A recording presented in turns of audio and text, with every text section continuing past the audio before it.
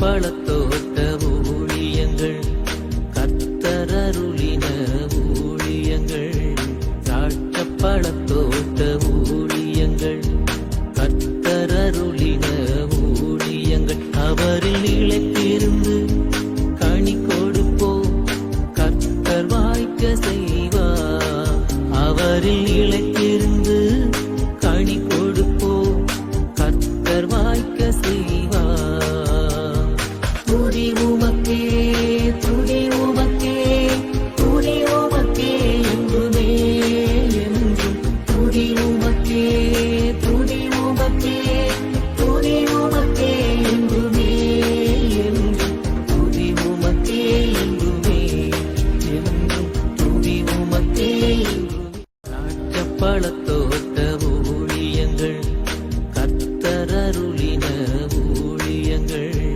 திராட்சை பழத்தோட்ட ஊழியங்கள் கத்தரருளின ஊழியங்கள் அவரில் நிலைத்திருந்து கனி கொடுப்போம் கத்தர் வாய்க்க செய்வார் அவரில் நிலைத்திருந்து கனி கொடுப்போம் கத்தர் வாய்க்க செய்வார் துதி உமக்கே துதி உமக்கே துதி உமக்கே என்றுமே என்றும் துதி உமக்கே துதி உமக்கே துதி உமக்கே என்றுமே என்றும் துதி உமக்கே என்றுமே என்றும் துதி உமக்கே என்றுமே. சிறியவனை பொழுதிலிருந்தும் எளியவனை குப்பையிலிருந்தும் எடுத்து உயர்த்தி ராஜாக்களோடும் பிரபுக்களோடும் பந்திருக்க செய்கிற அருமை ஆண்டவர் இயேசு கிறிஸ்துவின் இனிதான நாமத்தினாலே இந்த சத்தத்தை கேட்கின்ற அனைத்து தேவனுடைய பிள்ளைகளுக்கும் என்னுடைய அன்பான வாழ்த்துகள். நீங்கள் கோடா கோடியை பெருகுவீர்களாக, உங்களுடைய பிள்ளைகள் கோடா கோடியை பெருகுவார்களாக என்று வாழ்த்துகின்றேன், ஆசீர்வதிக்கின்றேன். பிரியத்துக்குரியவர்களை கர்த்தருடைய பிரதான கிருபையினாலும் இரக்கத்தினாலும் சென்னையிலே நடைபெற்ற நம்முடைய விடுதலை நாள் கூட்டத்தை கர்த்தர் அதிகமாக ஆசீர்வதித்தார். நிறைய புதிய புதிய ஜனங்கள் அங்கே வந்திருந்தார்கள். ஆண்டவருடைய நாமத்திற்கு மகிமைப்படட்டும். அற்புதமான செய்தி மற்றும் இறுதியிலே ஜனங்களுக்கான விடுதலையின் ஜெபங்கள் எல்லாம் ஆசீர்வாதமாக இருந்தன. அநேகர் விடுதலை பெற்றார்கள். கூட்டத்தின் இறுதியில் சகோதரன் மங்களாய் நல்ல விருந்து கொடுத்தார்கள். இயேசுவே மெய்யான தெய்வம் என்று அங்கே வந்த அனைவரும் கண்டார்கள். வந்தவர்களுக்காக, ஜெபித்தவர்களுக்காக, தாங்கியவர்களுக்காக நன்றி செலுத்துகிறோம்.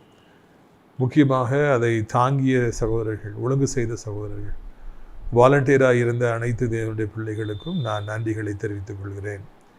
பிரியத்துக்குரியவர்களே, இந்த வாரம் சனிக்கிழமை முதல் சனிக்கிழமையாக இருக்கிறபடியினாலே கர்த்தருக்கு சித்தமானால் நாகர்கோவிலில் வைத்து நம்முடைய விடுதலை நாள் கூட்டம் நடைபெறும் என்பதை மகிழ்ச்சியோடு நான் தெரிவித்துக் கொள்கிறேன். நாகர்கோவிலில் OMC ஹால் உங்களுக்கு தெரியும், WCC காலேஜுக்கு மேற்கு பகுதியில் இருக்கிறது. நீங்கள் அங்கே வந்து பங்கு பெற்று ஆண்டுடைய ஆசீர்வாதத்தை பெற்றுச் செல்லுங்கள். இந்த சந்தர்ப்பத்தை நீங்கள் பயன்படுத்தி கொள்ளுங்கள். பிரியத்துக்குரியவர்கள், இந்த நாட்களிலே ஆண்டுடைய பிரதான கிருபையினாலே அடைக்கலான் குருவி முதியோர் இல்லத்தில் தேவனுடைய மாளிகையில் பல வருடங்களுக்கு பிறகு மறுபடியும் கட்டுமான பணிகள் ஆரம்பித்திருக்கின்றன. பாருங்கள், இந்த வாசலிலிருந்து உள்ளே வரைக்கும் ஃபேவர் பிளாக் ரோடு போடணும் என்பது நம்முடைய நீண்ட நாள் ஆசை. அதுதான் பார்க்குறதுக்கு அழகாக இருக்கும். அடுத்தாப்புல உள்ள மேடு பள்ளமாக இருக்கும். நடக்கிறவங்க கஷ்டப்படுறாங்க. நாம் அதை ஆரம்பிக்க வேண்டும் என்று நினைத்தோம். கர்த்தர் திடீரென்று காரியங்களை கைகூடி வர செய்திருக்கிறார். ஒரு திருமண வீட்டிலே நான் லைனில் கிஃப்ட் கொடுப்பதற்காக நின்று கொண்டிருந்த பொழுது ஃபேவர் பிளாக் அதிபர் நின்றுருந்தார். இவ்வளோ நீளத்துக்கு இவ்வளோ அகலத்தில் போட்டால் எவ்வளோ ஆகும்னு கேட்டேன். ரொம்ப குறைவாக ரேட்டு சொன்னார்.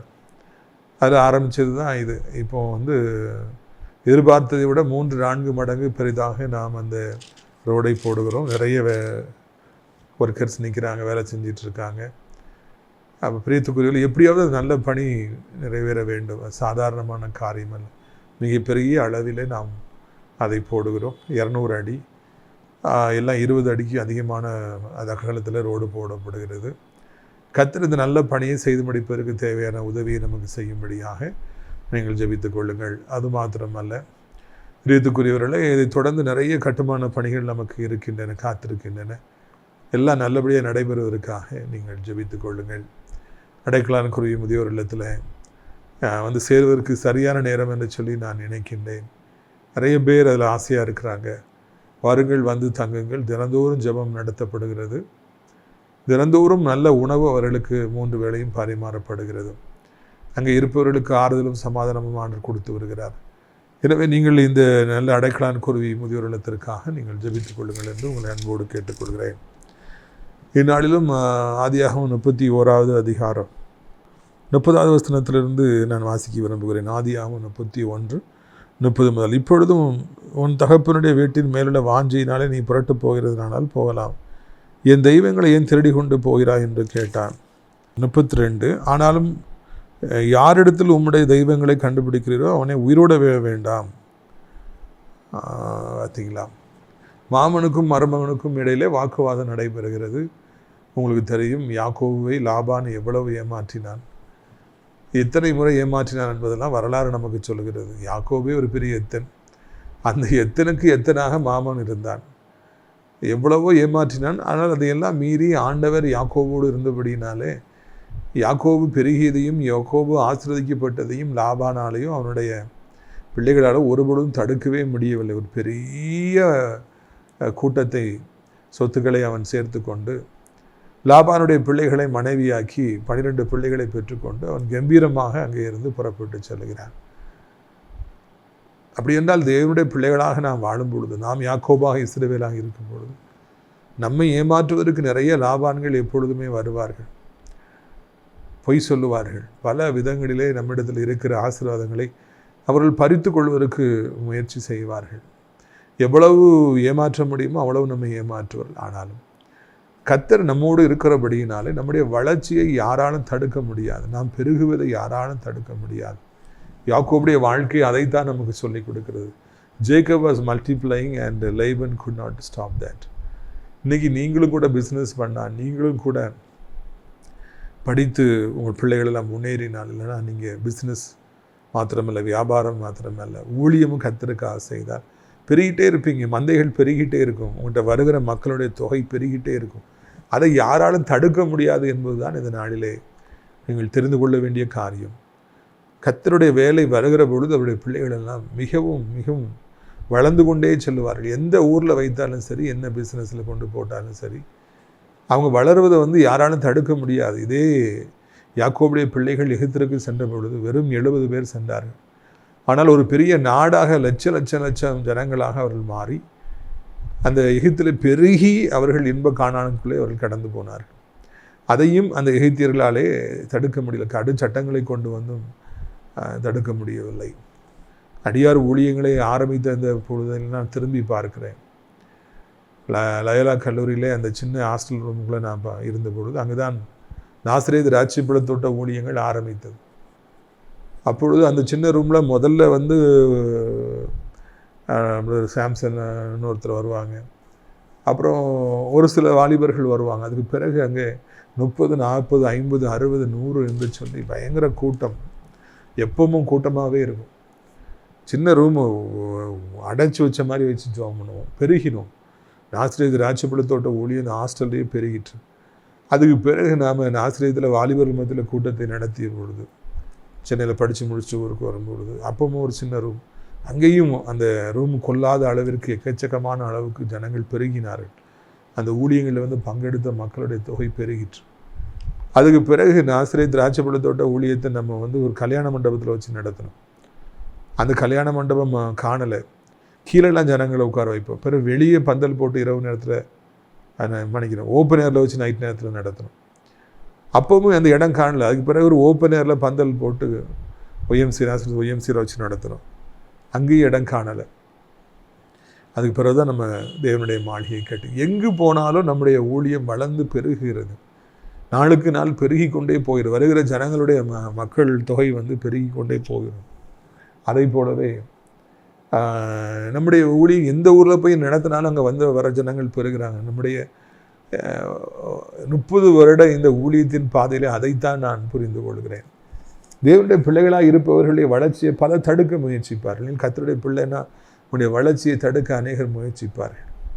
நீங்கள் செய்கிற பிஸ்னஸை தடுக்க முயற்சிப்பாங்க. உங்கள் மேலே பொய்யான குற்றச்சாட்டுகளை சுமத்துவாங்க. உங்கள் கடைக்கு போகிறவங்கள தடுத்து நிறுத்தி அங்கே போகாதீங்க, அவன் பெரிய அயோக்கியம் அப்படின்னு சொல்லுவாங்க. உங்களுக்கு விரோதமாக பல காரியங்களை செய்வாங்க, குழி வெட்டுவாங்க, உங்களுக்கு குறித்து பொய்யான தகவலை பரப்புவாங்க. எப்படியாவது உங்களுக்கு கெடுத்துடலாமா, உங்கள் பிஸ்னஸுக்கு கெடுத்துடலாமா, எப்படியாவது உங்களுக்கு விரோதமாக ஏதாவது செஞ்சிடலாமான்னு சொல்லி பார்ப்பாங்க. அதெல்லாம் நீங்கள் வளர்வதை தடுக்கவே முடியாது, நீங்கள் பெருகுவதை தடுக்கவே முடியாது. தேவனுடைய பிள்ளைகளாக இருக்கிறவர்கள் எந்த நாட்டில் இருந்தாலும் பெருகிட்டே இருப்பாங்க, வளர்ந்துக்கிட்டே இருப்பாங்க. நாளுக்கு நாள் தாவீது விருத்தி அடைந்தான் எனப்பட்ட வார்த்தை அவங்களுக்கு பொருந்திக்கிட்டே தான் இருக்கும்.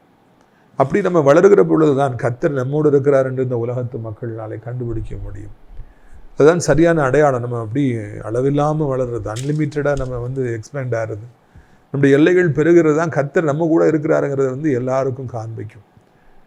பிரியத்துக்குரியவர்கள், இந்த ஆசீர்வாதம் நிச்சயமாக உங்களுக்கு உண்டாகும் என்பதை உங்களுக்கு நான் நினைவூட்டும்படியாக விரும்புகிறேன். நீங்கள் பயங்கரமாக பெருகுவீர்கள், ஆசீர்வதிக்கப்படுவீர்கள். உங்களை யார் தடுக்க நினைத்தாலும் முடியவே முடியாது. உங்களுக்கு யார் முட்டுக்கட்டை போட்டாலும் அவர்கள் இல்லாமல் போய்விடுவார்கள். உங்களை குறித்து யார் துர்ச்செய்தி பரப்பினாலும் அவர்களை கர்த்தர் அடிப்பார். அவர்கள் ஒன்றுமில்லாமல் இல்பொருளாகி போவார்கள். உனக்கு விரோதமாய் தெரியாமல் பேசிவிட்டேன் என்று அவர்கள் வருந்துவார்கள். இதெல்லாம் நடக்குங்கிறதுக்கு ஆபிரகாமுடைய குமாரனில் வருகிற யாக்கோபு ஒரு சரியான எடுத்துக்காட்டு. கோளும் வெறுங்கையுமாய் போன அவர் இப்பொழுது ஒரு பெரிய பரிவாரமாக, ஒரு பெரிய குடும்பமாக, ஒரு பெரிய கூட்டமாக, மந்தையாக, வேலைக்காரர்களோடு அவர் திரும்பி வந்தார் என்று காண்கிறோம். we are rejoicing with Jacob. ஒரு கர்த்தருடைய பிள்ளை இவ்வளோ ஆசீர்வதிக்கப்பட்டு வராருன்னா அது நமக்கு சந்தோஷம் தானே. அவர் நம்முடைய முற்பிதா, இல்லைன்னா அவர் கிறிஸ்துவுக்குள்ளே நம்மளை மாதிரி ஒரு மனிதன். அவருடைய வெற்றி நம்முடைய வெற்றின்னு சொல்லி நினைக்கணும். யாக்கோபு பெருகிட்டாருன்னா நமக்கு வருத்தத்தை கொண்டு வரக்கூடாது, அது சந்தோஷத்தை கொண்டு வரணும். நம்ம எந்த ஊருக்கு போனாலும் தேவனுடைய பிள்ளைகள் பெருகி இருப்பதை பார்த்தோம்னா, அவங்க கடைகள், அவனுடைய சொத்துக்கள்லாம் பெருகி இருக்கு, சர்ச்சு பெருசாக கட்டியிருக்காங்கன்னா நாம் அவர்களோடு அகமகிழ வேண்டும். ஏனென்றால் அந்த வெற்றி நம்முடைய வெற்றியும் கூட. That victory is our victory also. அதை நினச்சி நம்ம சந்தோஷப்படணுமே தவிர்த்து வருத்தப்படக்கூடாது, வயிறு எறியக்கூடாது. அப்போ அப்படி போகும்போது தொடர்ந்து லாபான் பிடிக்கிறாரு. பிடிச்சிட்டு சொல்கிறாரு, எல்லாம் சரிதான்ப்பானா, நீ என்னுடைய தெய்வங்களை நீ திருடி கொண்டு போய்விட்டா, விக்கிரகங்களை நீ திருடி கொண்டு போய்விட்டா என்று அவர் அங்கே ஒரு குற்றச்சாட்டை சுமத்துவதை பார்க்கிறோம். உண்மை என்னவென்றால், அந்த விக்கிரகங்களை யார் திருடி கொண்டார்கள் என்றால், யாக்கோபுக்கு பிரியமான மனைவியாக இருந்த ராகேல் திருடி கொண்டாள். நாட்டை விட்டு அவங்க போகிறாங்க. மறுபடி யாக்கோபு திரும்புகிறாரு. இந்த பெண்களெல்லாம் தகப்பனுடைய வீட்டை விட்டு தன் கணவனாகி யாக்கோபோடு கூட அவங்க இஸ்ரவேலுக்கு வரணும்னு சொல்லி வராங்க. வரும்பொழுது அங்கே அந்த ராகேல் எனப்பட்ட பெண் பல வருடமாக தான் ஒழித்து வைத்திருந்த, தான் ஆராய்த்து வந்த அந்த விக்கிரகங்களை தன்னோடு எடுத்துக்கொள்கிறாள், எடுத்து ஒழித்து வைத்து கொண்டு வருகிறாள். அதை தகப்பனிடத்தில் அவள் சொல்லவில்லை என்று சொல்லி காண்கிறோம். இப்படியாக அவள் எடுத்துக்கொண்டு வந்ததும் யாக்கோபுக்கு தெரியாது, அவள் ஒழித்து வைத்திருப்பதும் யாக்கோபுக்கு தெரியாது. ஆனால் அவள் ஒழித்து வைத்திருக்கிறாள். ஏன் அதை நீ செய்தா என்று சொல்லி அங்கே லாபான் கேட்கிற பொழுது யாக்கோபு அது அறியாதபடினால, தெரியாதபடினால சண்டைக்கு போகிறார். நான் ஏன் இதை எட்டு வரணும்னு சொல்லிட்டு அவர் அங்கே பதில் கேட்டார் என்று காண்கிறோம். யாக்கோபுடைய உத்தமத்தை நாம் பார்க்கிறோம். ஆனாலும் கூட அவர் யாரை நேசித்தாரோ அந்த பெண் ஒரு பெரிய தவறை செய்பவளாக அவள் இருந்தாள். ராகேல் மேலே யாக்கோபு வச்சிருந்த லவ்லாம் அவங்களுக்கு தெரியும், பயங்கரமான அன்பு, காதல். அதனால தான் 14 வருஷம் அவளுக்காக ஆடுகளை மேய்த்தார், கண்ணாபின்னா நேசித்தார். தகப்பனை விட்டு, தாயை விட்டு அவர் துரத்தப்பட்ட பொழுது அந்த யாக்கோபு இந்த உயிர் வாழ்ந்ததே நம்ம ராகேலுக்கு தான் சொல்லலாம். அந்த அளவுக்கு கண்ணாபின்னான்னு அன்பு வைத்திருந்தார், அந்த பெண் மீது அவ்வளவு நேசத்தை வைத்திருந்தார்.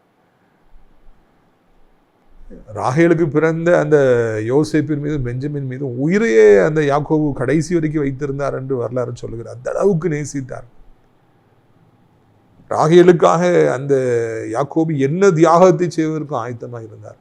ஆனால் அவளோ ஆண்டவரை நேசிக்காதபடி, ஆண்டவருக்கு தன் உள்ளத்தை திறக்காதபடி, அவரை துணையாக கொள்ளாதபடி அவள் யார் மீது பட்சமாக இருந்தாள் என்று இப்பொழுது நாம் வாசிக்க கேட்டோம். He was not loving our Lord, rather she was loving the idols. That is a sin, greatest sin in the sight of our God. ஆண்டுடைய பார்வையில் அருவருக்கத்தக்க செயலை அங்கே ராகேல் செய்வதை காண்கிறோம். அவள் அந்த விக்கிரகங்களை பற்றி கொள்கிறாள். அவளுக்கு அந்த விக்கிரகங்களை விட மனதே இல்லை. அதனால் எடுத்து ஒழிச்சு வச்சுக்கிறான். அப்பக்காரன் கேட்குறான், அவளுடைய கணவன்கிட்ட கேட்குறான், நீ ஏன்ப்பா எடுத்துகிட்டு போயிட்டேன்? இல்லவே இல்லை என்று சொல்லி அங்கே யாக்கோபு சொல்லும் பொழுது, என்ன தேடி பார்த்துக்க அப்படின்னு சொல்லி சொல்கிறார். அப்படி லாபான் தேடி வருகிற பொழுது அவருடைய பிள்ளையாகிய லேயாளுடைய கூடாரத்தில் அது இல்லை, ஏனைய வேலைக்காரருடைய கூடாரத்தில் இல்லை, அது ராகேலில் இருக்கிறது. ராகேல் அதை போட்டு ஒட்டக சுருளை மேலே வைத்து ஸ்டூலில் வச்சு உட்கார்ந்துக்கிட்டு ஏமாற்றுகிறாள், பொய் சொல்லுகிறாள். ஸ்திரீகளுக்குடைய வழிபாடு எனக்கு இருக்குது டேடி, எந்திக்க முடியாது, சாரி அப்படின்னு சொல்லி மிச்ச இடங்களை தேடி பாருங்கன்னு சொன்ன உடனே அது தகப்பனும் ராகேலுடைய நாடகத்தை நம்பி தேடி பார்த்து இல்லை என்று அங்கே போய் விடுகிறான், ஏமாந்து விடுகிறான். ராகேல் அங்கு நடிகையாக மாறுகிறாள், பொய்க்காரியாக மாறுகிறாள், ஏமாற்றுகிறாள். அந்த தகப்பனுடைய அந்த ஜீன் மகாட்டையும் வருகிறது. எதற்காக ஏமாற்றுகிறாள் என்றால், எப்படியாவது அந்த விக்கிரகங்களை நான் கொண்டு போய் விட வேண்டும், என்னோடு வைத்துக்கொள்ள வேண்டுங்கிற வாஞ்சையில் அவள் பொய்க்காரியாக மாறுகிறாள். பார்த்தீங்களா? அது தவறான எண்ணங்கள், தவறான ஆசைகள் ஒரு மனிதனை, ஒரு மனுஷி பொய்க்காரனாக மாற்றுகிறது, பொய் சொல்ல வைக்கிறது, நாடகமாட வைக்கிறது. நிறைய பிள்ளைகள் வாலிப வயதில் அம்மாவை அப்பாவை இது போல் ஏமாற்றுவதை பார்க்கிறோம். தவறான ஆசைகள் இருக்கிறபடி. நான் செல்ஃபோனில் யார்கிட்ட பேசிகிட்டு இருந்தேன்னா, நான் ஒருத்தட்டுமே நான் பேசவே இல்லையே, நிறைய ஒரு செல்ஃபோனை ஒழிச்சு வைக்கிறாங்க, செல்ஃபோனில் அதை ஹைட் பண்ணுறாங்க, அம்மா அப்பாவுக்கு அது கண்டுபிடிக்க முடியல. எப்படி ராகேல் அந்த நாளிலே வாலிப இதில் அவள் விக்கிரகங்களை மறைத்தாலோ அதே போல் இன்றைக்கு நிறைய வாலிப பிள்ளைகள் இதே போல் தவறு செய்வதை பார்க்கிறோம், பொய் சொல்வதை காண்கிறோம், அவர்களை துணிகரம் கொள்ள வைப்பதை பார்க்கிறோம். தவறான ஆசைகள். எது உங்களுக்கு விக்கிரகமாக இருக்கிறது, எது அதிகமாக பிடிக்கிறது? வாலிப பிள்ளைகளே, வாலிப தம்பிமார்களே, ராகேலுடைய வாழ்க்கை ஒரு எடுத்துக்காட்டாக இருக்கிறது. அவளுக்கு ஒரு குறையும் இல்லை. உயிரை வைத்திருக்கிற கணவன் இருக்கிறான், அவளை ஆசீர்வதித்த ஆண்டவர் இருக்கிறார். ஆனால் அதையெல்லாம் விட்டு அவளுக்கு தவறான காரியங்கள் மீது அதிக ஆசையாக இருந்தது. அது அவளை பொய்க்காரியாக மாற்றி சென்று காண்கிறோம். அன்றைக்கு யாக்கோபு ஒரு சாபம் கொடுக்கிறார், நாங்கள் 8 வரலை, அப்படி யாராவது எடுத்திருந்தால் அவன் கொல்லப்பட வேண்டும் என்று ஆண்டவருடைய ஊழியக்காரனாக யாக்கோபு ஒரு சாபம் கொடுக்கிறார். அவருக்கு தெரியாது அந்த தவறான காரியங்கள் எல்லாம் தன் மனைவியாகிய ராகேலிடத்தில் தான் இருக்கிறது என்று சொல்லி. அதனால தான் அவர் அப்படி சாபம் கொடுக்கிறார். அன்றைக்கு அந்த காரியம் அப்படியே முடிந்து விடுகிறது. லாபானாலே கண்டுபிடிக்க முடியவில்லை. அவர் ஏமாற்றத்தோடு போய் விடுகிறார். யாக்கோபு நான் தான் சொன்னேனே அப்படின்னு சொல்லிட்டு சண்டை போடுறாரு. இது சம்பவம் அன்றோடு முற்றிவிட்டு விடவில்லை, அதோடு முடியலை. அதுக்கு பிறகு கொஞ்சம் வருஷம் ஆகுது. பிரித்துக்குரியவர்களே, இந்த இடத்தை நாம் வாசிக்கும் பொழுது ராகேல் மேலே இருந்த மரியாதை, ராகேல் மேலே இருந்த ஒரு அன்பு எல்லாமே உடைந்து போய் விடுகிறது. எவ்வளவு கீழ்த்தரமானவளாக அவள் இருந்திருக்கின்றால், அவள் ஆசை எது மீது இருந்திருக்கிறது என்பது நமக்கு தெரிய வருகிறது. இப்படியாக அவள் ஒரு விடாமத்தினுடைய பாவத்தையே தொடர்ந்து வைச்சுக்கிட்டு இருந்தோடனே நம்ம வாசிக்கிறோம். ஆதியாகமம் 35 பாருங்கள்.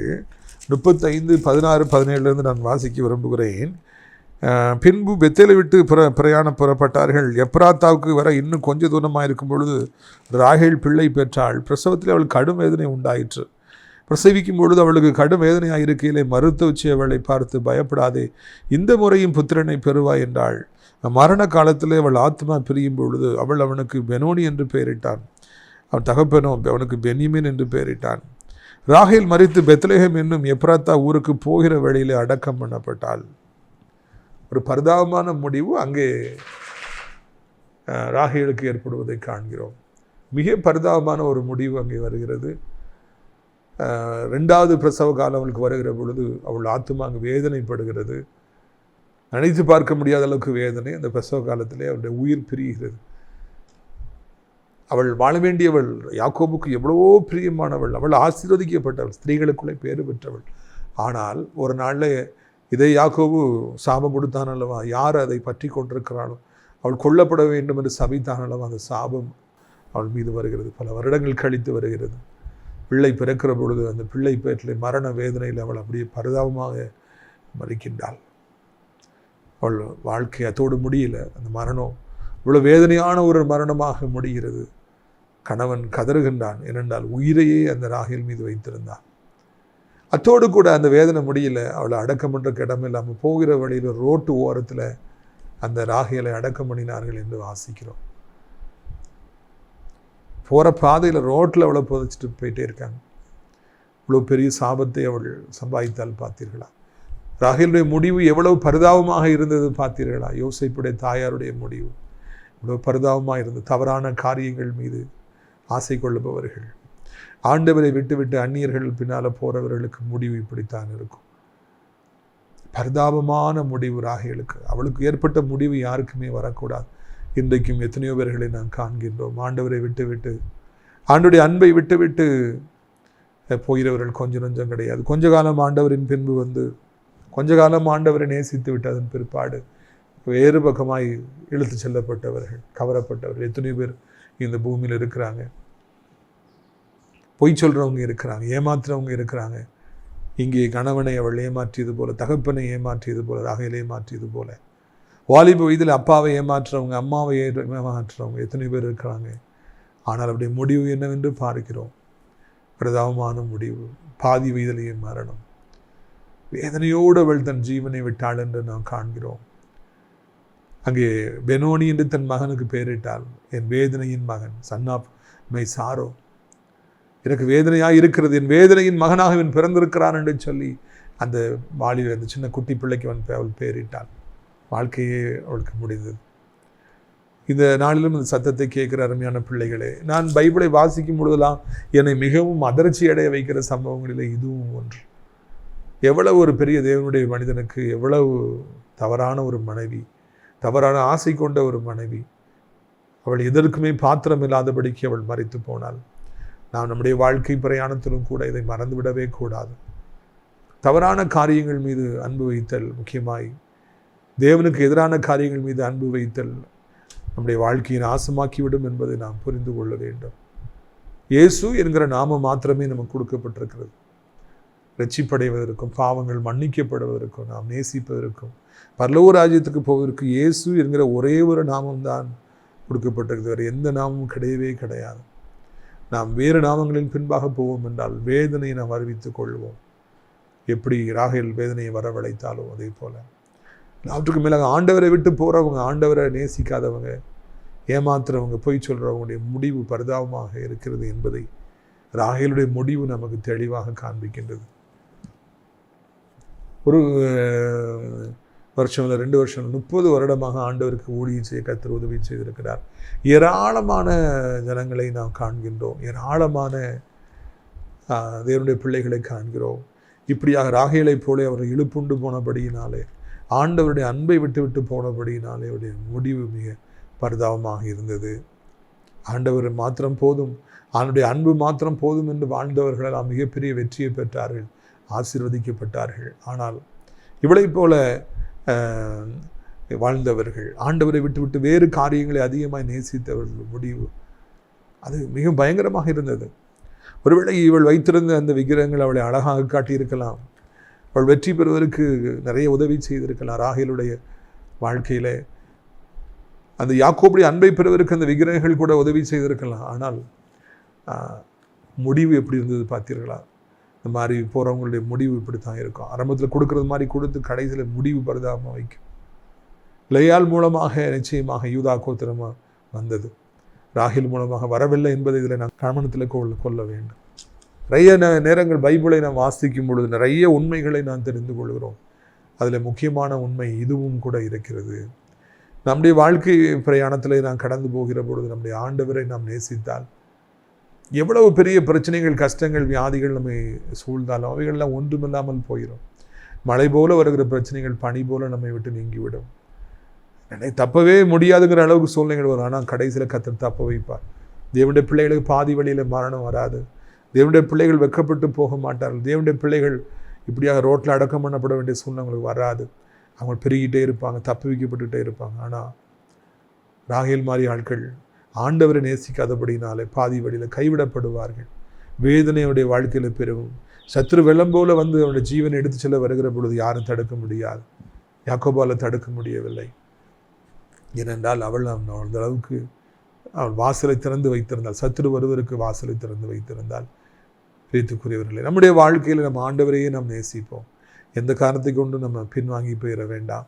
ஆண்டுடைய அன்பை விட்டு வேறு எங்கேயாவது நம்ம கண்ணு போயிட வேண்டாம். அவங்கெல்லாம் போய் நல்லா இருக்காங்களே, நானும் அப்படி போகட்டுமா அப்படின்னு சொல்லி நம்ம ஒரு காலம் நினச்சிட வேண்டாம். நம்ம கர்த்தருக்குள்ளாகவே இருப்போம். இந்த நேரத்தில் பார்க்க வேண்டிய முக்கியமான காரியம், இவள் இவ்வளோ சாபத்தை சம்பாதித்து பெனோனி என்ற பிள்ளைக்கு பெயரிட்ட பொழுது அவள் புருஷனாக யாக்கோபு கர்த்தருடைய பிள்ளையாக இருந்தபடினால பெஞ்சமின் என்று பெயரிட்டார். Son of my right hand, son of God's glory என்று சொல்லி அங்கே அவர் பெயரிட்டார் என்று காண்கிறோம். இல்லை இல்லை, இது ஆசீர்வதிக்கப்பட்ட மகன் என்று இந்த சாபத்தை ஆசீர்வாதமாய் மாற்றுவதை காண்கிறோம். அப்படி வாழ்க்கையிலும் கூட ஆண்டவர் நிச்சயமாய் சாபங்களை ஆசீர்வாதமாய் மாற்றுவார். நம்மை அவர் சந்தோஷப்படுத்துவார், நம்மை அவர் ஆசீர்வதிப்பார் என்பதில் எந்த விதமான மாற்று கருத்தும் இல்லை. நாம் மறந்துவிடக்கூடாது. ஆண்டவரிடத்தில் மாத்திரம் நாம் நேசமாக இருக்கிற வரைக்கும், அவரை மாத்திரம் நாம் பின்பற்றுகின்ற வரைக்கும் ஒருவரும் நம்மை அசைக்க முடியாது. எத்தனை 1000 பேர் எதிர்த்து வந்தாலும் இல்லாமல் போவாங்க. எவ்வளவு 1000 பிரச்சனைகள் வந்தாலும் ஒன்றும் இல்லாமல் போகும். மழை போல வருகிற பிரச்சனைகள் பனி போல போகும். கர்த்தர் கைவிடவே மாட்டார். நான் ஆண்டவரை விட்டுட்டு வேற காரியங்களை தேடி போகும்போது, அந்நியர்களை தேடி போடுகிற பொழுது நிச்சயமாக வேதனையே முடிவாக இருக்கும், கண்ணீரே முடிவாக இருக்கும், பயங்கரமே முடிவாக இருக்கும். அப்படிப்பட்ட ஒரு நிலைமைக்குள்ள நம்ம வந்துடக்கூடாது என்பதுதான் இந்த நாளிலே ஆண்டவர் நமக்கு கற்றுக் கொடுக்கிற காரியமாக இருக்கிறது. உங்களுடைய ஆசீர்வாதங்களுக்காக நான் ஜெபிக்கும்படியாக விரும்புகிறேன்.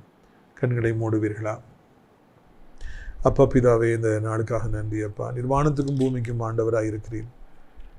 அப்பா பிதாவே, வானத்துக்கும் பூமிக்கும் ஆண்டவரே, எங்களை இம்மட்டும் காத்தவரை இனிமேலும் காப்பதற்கு நீர் போதுமானவராக இருக்கிறீர். நன்றி அப்பா.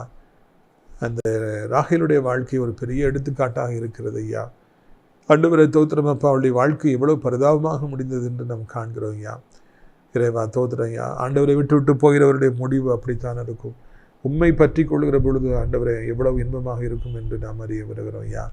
இந்த அருமையான நாளிலும் கூட தகப்பனே, இந்த சத்தத்தை கேட்கிற பிள்ளைகள் எல்லாரும் ஆண்டவரை, நான் ஆண்டவரையே நேசிப்பேன், அவரையே என் முழு பலத்தோடு நேசிப்பேன், என் முழு பலத்தோடு நான் பின்தொடர்வேன் எனப்பட்ட எண்ணங்களை அவர்களுக்குள்ளே நீர் விதைக்க வேண்டும் என்று கெஞ்சுகிறோம் ஐயா. எவ்வளவு தகப்பனை போராட்டங்கள் வந்தாலும் ஏசப்பா மாத்திரம் போதும் எனப்பட்ட ஒரு ஆண்டவரை தோற்றம் ஐயா. ஒரு மன திருப்தியை, மன நிறைவைத்தார். கூட்டங்களை பார்த்து இழுப்புண்டு சென்று விடாதபடிக்கு, ஆண்டவர் பொய்யான வார்த்தைகளை கேட்டு ஏமாந்து விடாதபடிக்கு இருக்க நீங்கள் உதவி செய்யுங்க. அப்படியே கத்தாவை தோற்றம் ஐயா. இந்த அருமையான நாளிலும் கூட தகப்பனை நாங்கள் ஜெபிக்கிறோம் ஐயா. ஏசப்பா நம்முடைய வல்லமை ஒவ்வொருக்குள்ளே இறங்கி வந்து வியாதிப்பட்ட மக்களை தொட வேண்டும் என்று கெஞ்சுகிறோம்.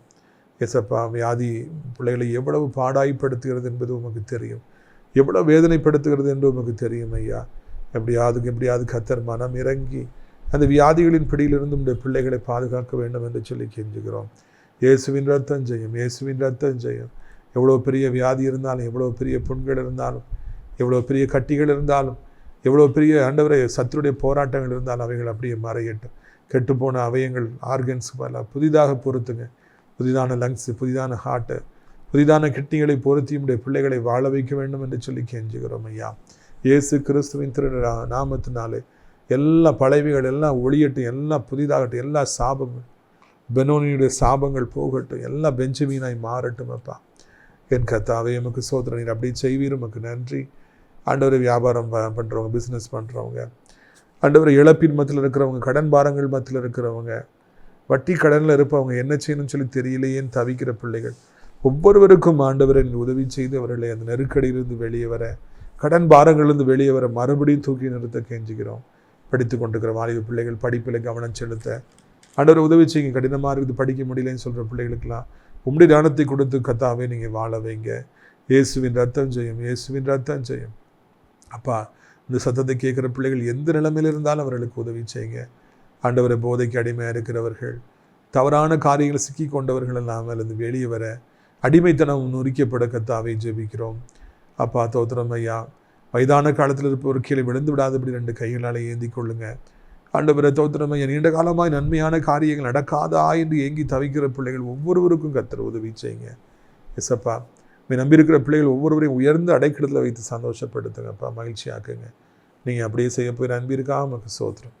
கிருபை தாங்கட்டும். உலகம் இருக்கிற அத்தனை நாடுகளையும் ஆசீர்வதிங்க. இந்திய தாய் திருநாட்டை ஆசீர்வதிங்க. அனைத்து மக்களையும் ஆசீர்வதிங்க. அனைத்து தேவனுடைய பிள்ளைகளையும், ஆலயங்களையும், ஊழியக்காரர்களையும் ஆசீர்வதிங்க. அடைக்கலான் குருவி முதியோர்களுக்கு நேசிக்கிற, ஜெபத்தினாலே தாங்குகிற ஆண்டவரை தோத்திரம் அப்பா. ஆண்டவரை மக்களுக்காக ஜெபிக்கிறோம், ஆசீர்வதிங்க. ஃபேவர் பிளாக் ரோடு போடப்பட, தொடர்ந்து ஹால் கட்டப்பட, கட்டுமான பணிகளை கர்த்தர் ஆசீர்வதிக்க ஜெபிக்கிறோம். மகிமைப்படுங்க. இரட்சகர் இயேசுவின் மூலம் ஜெபிக்கிறோம் நல்ல பிதாவே, ஆமென். என் ஆத்துமாவை கர்த்தரை சோத்திரி, என் முழு உள்ளமே அவருடைய பரிசுத்த நாமத்தை சோத்திரி. என் ஆத்துமாவை கர்த்தரை சோத்திரி, அவர் செய்த சகல உபகாரங்களையும் ஒருபொழுதும் மறவாதே, ஆமென். கர்த்தராகிய இயேசு கிறிஸ்துவுடைய கிருபையும், பிதாவாகிய தேவனுடைய அன்பும், பரிசுத்த அந்யோன்யமில்லாத பிரசன்னமும் உங்கள் அனைவரோடு இன்றைக்கு சதா காலங்களில் இணைத்திருப்பதாக. அல்லேலூயா, அல்லேலூயா. God bless you.